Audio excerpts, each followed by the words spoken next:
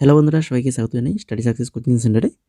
বন্ধুরা, তোমরা যারা এসএসসি এমটিএস এক্সাম দেবে, তো তোমরা জানো ইতিমধ্যে তোমাদের 4 তারিখ থেকে অর্থাৎ গতকাল থেকে এক্সাম শুরু হয়ে গেছে।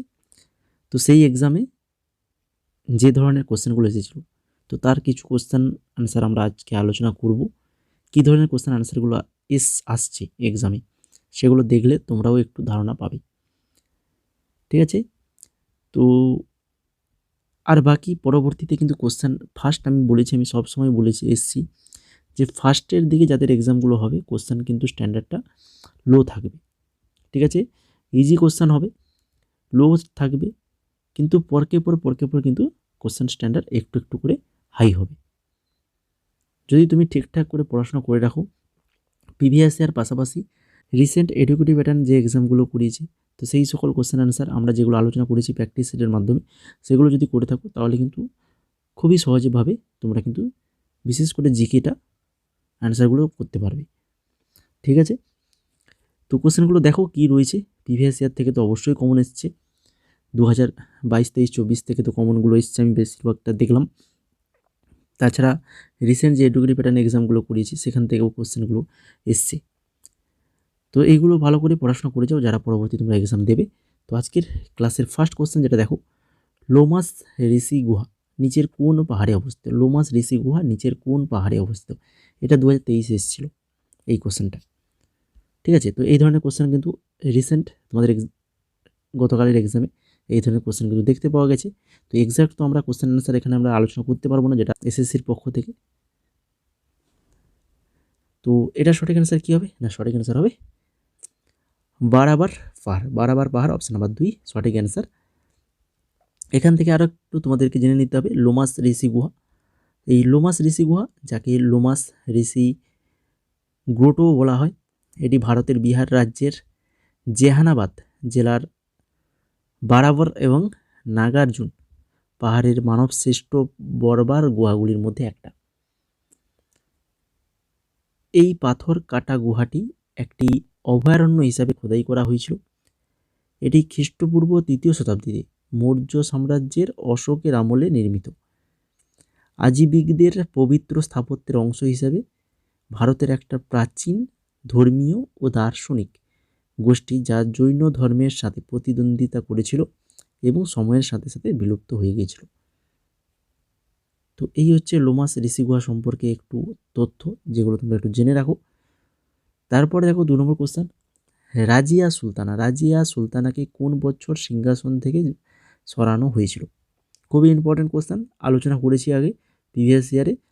সঠিক অ্যান্সার হবে 1240 সালে সিংহাসন থেকে সরানো হয়েছিল। রাজিয়া সুলতানা যে তিনি কৃতদাস রাজবংশের অন্তর্ভুক্ত ছিলেন। তিনি ছিলেন মধ্যযুগীয় ভারতের প্রথম ও শেষ মুসলিম নারী শাসক। তিনি জামাল উদ্দিন ইয়াকুটকে অশ্বারোহী বাহিনীর সর্বোচ্চ কর্মকর্তা হিসাবে যোগদান করেন। এরপরে দেখো 3 নম্বর কোশ্চেন, পশ্চাৎ মস্তিষ্কের কোন অংশ রক্তচাপ এবং বমির মতো অনৈচ্ছিক ক্রিয়াগুলি নিয়ন্ত্রণ করে? পশ্চাৎ মস্তিষ্কের কোন অংশ রক্তচাপ এবং বমির মতো অনৈচ্ছিক ক্রিয়াগুলি নিয়ন্ত্রণ করে?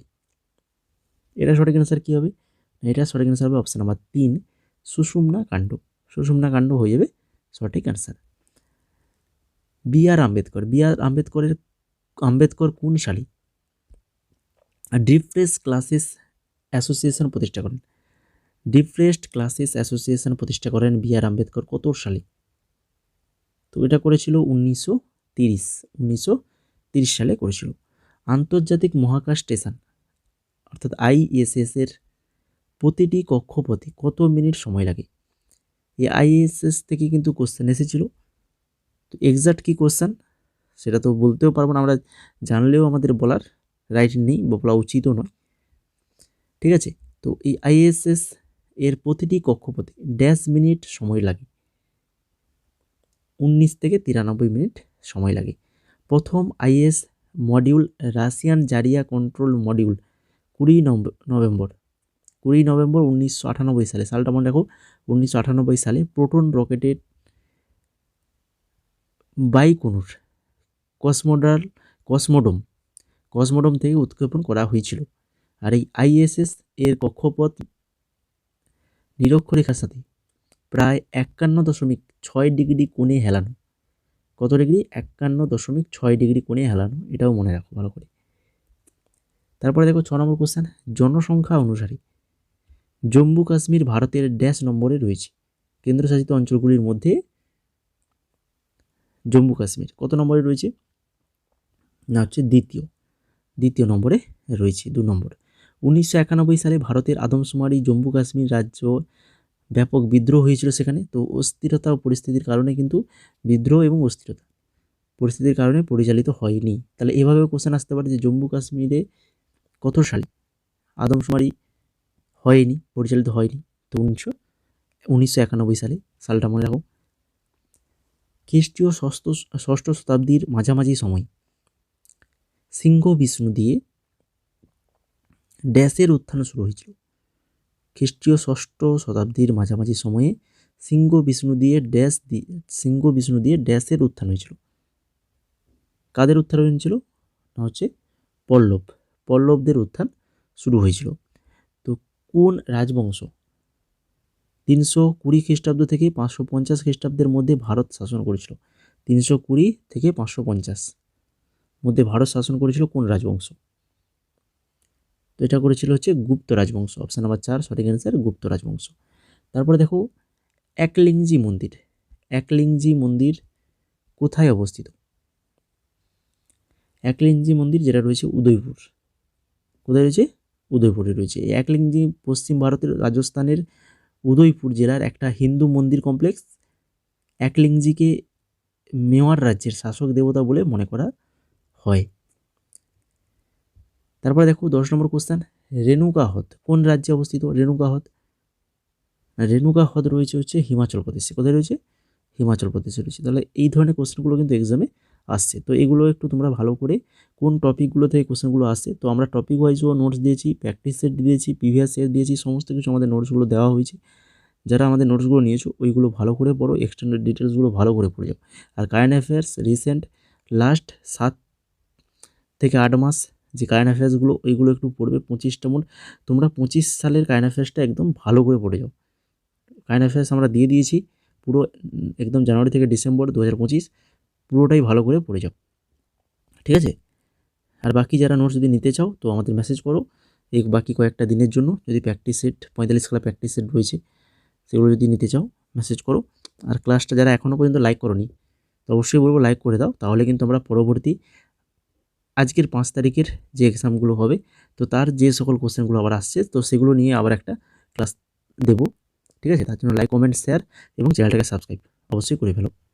আর এই ক্লাসের পিডিএফ যদি নিতে চাও তাহলে আমাদের টেলিগ্রামে জয়েন করে যাও, study success coaching centre Telegram channel. ওই টেলিগ্রামে আমরা এই পিডিএফটা দিয়ে দেবো। এবার দেখো 11 নম্বর কোশ্চেন। 11 নম্বর কোশ্চেনে কী রয়েছে? ড্যাশ নৃত্য যা বৌদ্ধ ধর্মাবলম্বীরা মন্দ আত্মা তাড়ানোর জন্য পরিবেশন করেন হিমাচল প্রদেশের একটা নৃত্যরূপ। বলো এই কোশ্চেনগুলো আলোচনা করা হয়েছে কি না আগে, তাই কি না? আগে আমরা আলোচনা করেছি এগুলো, তো ছাম নৃত্য হয়ে যাবে এখানে সঠিক অ্যান্সার। তারপরে দেখো 12 নম্বর কোশ্চেন, গুজরাটে নবরাত্রি উৎসবে নিম্নলিখিত কোন লোকনৃত্য পরিবেশিত হয়? গরবা, ডান্ডিয়া, দুটো নৃত্য রয়েছে কোনটা গুজরাটে নবরাত্রি উৎসবে? তো এখানে দুটোই, 1 এবং 2 উভয়ই। তারপরে দেখো 13 নম্বর কোশ্চেন, কোন পঞ্চবার্ষিকী পরিকল্পনা চালু হওয়ার আগে ভারত কাঠামোগত সমন্বয় নীতি চালু হয়? অ্যাডজাস্টমেন্ট পলিসি চালু করে কোন পঞ্চবার্ষিকী পরিকল্পনা চালু হওয়ার আগে? তো পঞ্চবার্ষিকী থেকে কিন্তু আমরা আলাদাভাবে নোটস দিয়েছি, সেগুলো পড়ে যাও, পেয়ে যাবে কোশ্চেন কমন। অপশান নাম্বার 2 সঠিক অ্যান্সার, অষ্টম পঞ্চবার্ষিকী পরিকল্পনা। পঞ্চবার্ষিকী থেকে আমি কোশ্চেন আসবে, আমি বলেছি আগে, বারবার বলেছি। তারপরে দেখো এই যে জিডিপি থেকেও কোশ্চেন এসেছে। জাতীয় আয় অ্যাকাউন্টিংয়ের প্রসঙ্গে স্থূল আভ্যন্তরীণ উৎপাদন যেটাকে জিডিপি বলা হয়, তো এই জিডিপি কি? না, জিডিপি হচ্ছে একটা নির্দিষ্ট সময়ের মধ্যে একটা দেশের সীমান্তের মধ্যে উৎপাদিত সমস্ত পণ্য ও পরিষেবার মোট মূল্য। একটা নির্দিষ্ট সময়ের মধ্যে একটা দেশের সীমান্তের মধ্যে উৎপাদিত সমস্ত পণ্য ও পরিষেবার মোট মূল্য, সেটাই হচ্ছে জিডিপি। 15 নম্বর কোশ্চেন, বায়ুমণ্ডলে কোন স্তর রেডিও তরঙ্গ পরিবহনে সাহায্য করে? তো এখানে অপশান দু রকমই দেখতে পেতে পারো। একটা হচ্ছে অপশানে তোমরা আয়নোস্ফিয়ার দেখতে পেতে পারো, আর একটা হচ্ছে কি না হচ্ছে থার্মোস্ফিয়ার দেখতে পেতে পারো। তো যেটা দেখবে সেটা অ্যান্সার করবে, সঠিক অ্যান্সার হয়ে যাবে। তারপরে দেখো 16 নম্বর কোশ্চেন, সরোজিনী নাইডু 1905 সালে প্রকাশিত প্রথম কবিতা সংকলনের শিরোনাম কি? সরোজিনী নাইডুর 1905 সালে প্রকাশিত প্রথম কবিতা সংকলনের শিরোনাম কি ছিল? না the golden threshold. The golden threshold হয়ে যাবে অপশান নাম্বার 1 সঠিক অ্যান্সার। তারপরে দেখো ব্রিক্স থেকেও কোশ্চেন এসছে, যেটা আমরা ব্রিক্স থেকে কোশ্চেনগুলো আলোচনা করেছিলাম কিসে না, আমরা এই যে প্র্যাকটিস সেটগুলোতে আলোচনা করেছিলাম, কারণ এগুলো এডুকেটিভ প্যাটার্নে যে এই কোশ্চেনগুলো আলোচনা করেছি সেখানে কিন্তু ছিল, এই জন্য আলোচনা করেছিলাম সেখানে। তো ব্রিক্স ডেভেলপমেন্ট ব্যাংক বর্তমানে কী নামে পরিচিত? ব্রিক্স ডেভেলপমেন্ট ব্যাংক বর্তমানে কী নামে পরিচিত? তো এটা হচ্ছে নিউ ডেভেলপমেন্ট ব্যাংক নামে পরিচিত। কবে ভারতে প্রধানমন্ত্রী জনধন যোজনা চালু হয়েছিল? কবে চালু হয়েছিল এটা জিজ্ঞেস করছি কিন্তু। তো চালু হয়েছিল হচ্ছে 28শে আগস্ট 2014। 28শে আগস্ট 2014-তে চালু হয়েছিল। আর হচ্ছে 15ই আগস্ট 2014 তারিখে নরেন্দ্র মোদী লালকেল্লা থেকে এটার ঘোষণা করেছিল। ঠিক আছে, দুটো কোশ্চেন হতে পারে এখান থেকে। তারপরে দেখো জাল্লিকাট্টু, এটাও আমরা বারবার আলোচনা করছি। জাল্লিকাট্টু এটা কোন রাজ্যের সাথে সম্পর্কিত? জাল্লিকাট্টু তামিলনাড়ুর সাথে সম্পর্কযুক্ত। নিম্নলিখিত কোন ভারতীয় রেল স্টেশনে সবচেয়ে বেশি প্ল্যাটফর্ম রয়েছে? তো এটা আমাদের ওয়েস্ট বেঙ্গল স্টুডেন্টরা সবাই কিন্তু আশা করি সবাই এর অ্যান্সারটা পারবে কি পারবে না বলো? ভারতের সবথেকে বেশি প্ল্যাটফর্ম রয়েছে কোন রেল স্টেশনে? তো সেটা হচ্ছে হাওড়া জাংশন, অপশান নাম্বার 4 সঠিক অ্যান্সার। এরপরে দেখো কর্ণাটক সঙ্গীত ড্যাশের মধ্যে সীমাবদ্ধ। কর্ণাটক সঙ্গীত কোন কোন রাজ্যের মধ্যে সীমাবদ্ধ? তো এটা হচ্ছে কর্ণাটক, অন্ধ্রপ্রদেশ, তামিলনাড়ু আর হচ্ছে কেরালা। 22 নম্বর কোশ্চেন, ভারতে জাতীয় ক্রীড়া কত বছর অন্তর অনুষ্ঠিত হয়? তো এই কোশ্চেনটা আমি রিসেন্ট প্র্যাকটিসে আলোচনা করেছিলাম, যেখানে একজনে কমেন্ট করেছিল আমার মনে আছে, যেখানে অ্যান্সারটা হবে হচ্ছে 2 বছর। এটা অ্যান্সার করেছিলাম, কমেন্ট করেছিল, সে বলছে 2 বছর নয় 4 বছর অন্তর হয়। তো 4 বছর অন্তর নয়, সঠিক অ্যান্সারটা 2 বছর। এটা ভালো করে তোমরা মনে রাখো। তো এটা 2 বছর অন্তর হয়, কিন্তু বিভিন্ন কারণবশত এগুলো চেঞ্জ হয়। ঠিক আছে, কোনো না করোনার সময় বা কোনো কিছু কারণবশত এগুলো চেঞ্জ হয়ে থাকে জাতীয় ক্রীড়াটা। তো 2 বছর অন্তর এটা এক্স্যাক্ট সঠিক অ্যান্সার, কেন এর আগে আমরা রিসেন্ট যে এসএসসির এক্সাম হয়েছিল সেখানে কোশ্চেন অ্যান্সার আলোচনা করেছিলাম, সেখানেও দেখেছি অফিসিয়ালি অ্যান্সার 2 বছর করেছি। তো 2 বছর হয়ে যাবে সঠিক অ্যান্সার, এটা মনে রাখো। তারপরে দেখো 23 নম্বর কোশ্চেন, বায়ুমণ্ডলীয় চাপ কিসের দ্বারা পরিমাপ করা হয়? বায়ুমণ্ডলীয় চাপ কিসের দ্বারা পরিমাপ করা হয়? পারবে? এই যে কোন যন্ত্রের সাহায্যে কী পরিমাপ করা হয় এগুলো আমরা ডিটেলসে আলোচনা করে রেখেছি অলরেডি। তো ব্যারোমিটার হয়ে যাবে সঠিক অ্যান্সার। তারপরে দেখো the god of small things, এও বহুবার আলোচনা করছি এই বইটি নিয়ে, খুবই ইম্পর্টেন্ট বই, যতবার এসছে ততবারই ইম্পর্টেন্ট, স্টার চিহ্ন দিয়ে দিয়েছি আমি। তো এটা হচ্ছে অরুন্ধতী রায়ের রচিত। তারপরে দেখো পুংচোলাম নিম্নলিখিত কোন রাজ্যের লোকনৃত্য? তো বিভিন্ন রাজ্যের লোকনৃত্যগুলো সম্পর্কে পড়তে হবে। সঠিক অ্যান্সার অপশান নাম্বার 2 মণিপুরের বিখ্যাত লোকনৃত্য পুংচোলাম। তো প্রত্যেকটা রাজ্যের লোকনৃত্যগুলো এগুলো তোমাদেরকে পড়ে যেতে হবে ভালো করে। ঠিক আছে, তো আজকে এই 25খানা কোশ্চেন আলোচনা করলাম। তো এইভাবে আমরা তোমাদের জন্য কোশ্চেন অ্যান্সার আলোচনা করব। তো এই ধরনের কোশ্চেন অ্যান্সার যদি পরবর্তীতে আরও তোমরা পেতে চাও তাহলে অবশ্যই আজকে ক্লাসটাকে লাইক কমেন্ট শেয়ার করে ফেলো, এবং তার সাথে সাথে চ্যানেলটাকে সাবস্ক্রাইব করে আমাদের সাথে যুক্ত থাকো। এই ধরনের কোশ্চেন অ্যান্সার তোমরা পেয়ে যাবে। আর টেলিগ্রামে অবশ্যই জয়েন করে যাবে। আর বাকি তোমরা যারা নোটস নিতে চাও, এমটিএসের হোক বা রিসেন্ট এডুকেটিভ প্যাটার্নে যে সকল এক্সামগুলো হয়েছে সেই সকল এক্সামের যদি নোটস নিতে চাও, প্রিভিয়াস ইয়ার জিকে কোশ্চেন, তো অবশ্যই আমাদের হোয়াটসঅ্যাপ নাম্বার 6294528484, এই হোয়াটসঅ্যাপ নাম্বারে মেসেজ করো। খুবই স্বল্প প্রাইসের মধ্যে আমাদের কাছ থেকে প্রিভিয়াস ইয়ারের জিকে কোশ্চেন অ্যান্সার পিডিএফ পেয়ে যাবে। আর যদি ডেমো দেখতে চাও বা কোন পিডিএফের কত প্রাইস এগুলো যদি দেখতে চাও, তাহলে আমাদের টেলিগ্রামে চলে যাও, ওখানে তোমরা লিঙ্ক পেয়ে যাবে এবং প্রাইস লিস্টও পেয়ে যাবে। ঠিক আছে, সেখান থেকে দেখে তারপরে পছন্দ হলে আমাদেরকে হোয়াটসঅ্যাপে মেসেজ করবে কোন পিডিএফটা নেবে।